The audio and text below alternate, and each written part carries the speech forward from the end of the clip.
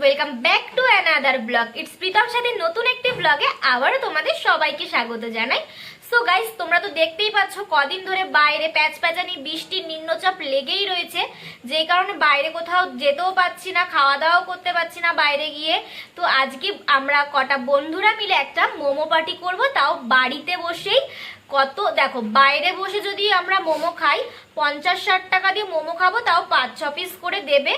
তো সেই কারণে আমরা ডিসাইড করলাম ঘরে বসেই আমরা 50 টাকার ভেতরে আনলিমিটেড মোমো বানিয়ে খাবো। আর কি কি ইনগ্রেডিয়েন্টস দেব সমস্তটাই তোমাদের সাথে শেয়ার করব। তো তোমরা দেখতে থাকো ভিডিওটা। প্রথমে দেখো, হাড় ছাড়া মাংস নিয়ে নিয়েছি। এইবারে একদম টুকরো টুকরো করে মাংসগুলোকে কেটে ধুয়ে নিয়েছি ভালো করে। তারপর দেখতেই পাচ্ছ সমস্ত ইনগ্রেডিয়েন্টস আগে থেকেই রেডি করে নিয়েছি। এখন মাংস টুকরোগুলোর সাথে সব ইনগ্রেডিয়েন্টস গুলোকে একে একে মিশিয়ে নেব। প্রথমে বাঁধাকপি কুচি করে কেটে গরম করে ভাপিয়ে জলটাকে ফেলে নিয়েছি, যাতে বাঁধাকপির স্মেলটা না বের হয়। তারপর চিকেনের টুকরোগুলোতে দিয়ে দিয়েছি প্রথমে সেই ভাপিয়ে রাখা বাঁধাকপির কোচানো পাতাগুলো, সাথে পেঁয়াজ কুচি, লঙ্কা কুচি, আদা কুচি, রসুন কুচি, ধনেপাতা কুচি, স্বাদ মতো লবণ, ভিনিগার, সোয়া সস, ব্ল্যাক পেপার, সমস্ত ইনগ্রেডিয়েন্টস দিয়ে একসাথে কচলে কচলে মেখে আধা ঘন্টা রেখে দেব। খুবই সহজ পদ্ধতিতে কম খরচায় আজকের হবে এই মোমো। মোমো ডিশ ছাড়াই মোমো হবে আজকে, সুতরাং ভিডিওটা পুরো দেখতে থাকো কি করে 20 টাকার মধ্যে ঘরে বসে আনলিমিটেড চিকেন মোমো বানাবো। আমার এই মোমো বানানোয় সহযোগিতা করেছে 3 থেকে 4 জন। 20 টাকা করে সবার ভাগে পড়েছে, সেই দিয়ে চিকেন আর ময়দাটা কেনা হয়েছে। বাদ বাকি ইনগ্রেডিয়েন্টস গুলো সবাই সবার ঘর থেকেই দিয়েছি, সুতরাং আমাদের টাকাও বাঁচলো আর ঘরে বসে আনলিমিটেড মোমো উপভোগ করতে পারবো আজকে আমরা।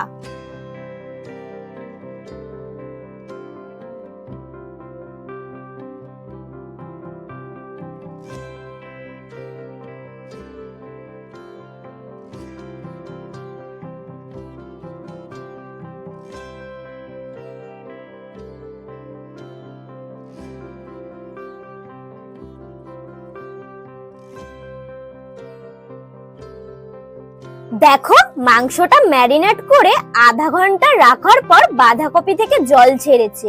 চলো এবার আগে মোমোর চাটনিটা বানিয়ে ফেলি। আর এই হলো আমার সব সহকর্মীরা, সবাই অনেক কাজ করছে।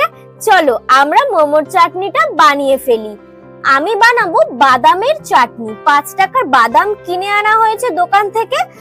বাদামের চাটনি বানানোর জন্য প্রথমে মিক্সচার মেশিনে শুকনো লঙ্কাটা দিয়ে দেব, তারপর টমেটো, 1-2 কোয়া আদা, রসুন আর বাদাম দিয়ে একটু জল আর নুন অ্যাড করে একটু ঘুরিয়ে নিলেই মিক্সার মেশিনে রেডি আমাদের বাদামের চাটনি। আর দেখতেই পাচ্ছ বাইরে কিন্তু বৃষ্টি হয়েই যাচ্ছে তার মতো।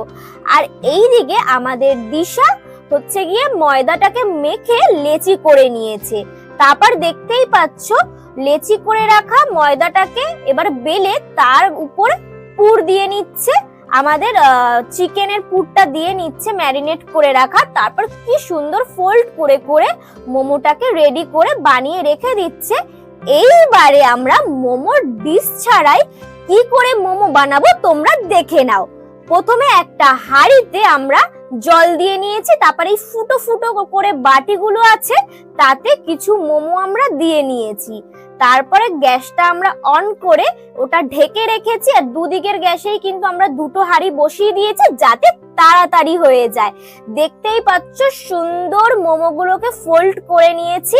তারপর এটাকে একটু ভাপানো হয়ে গেলেই কিন্তু রেডি হয়ে যাবে আমাদের মোমো।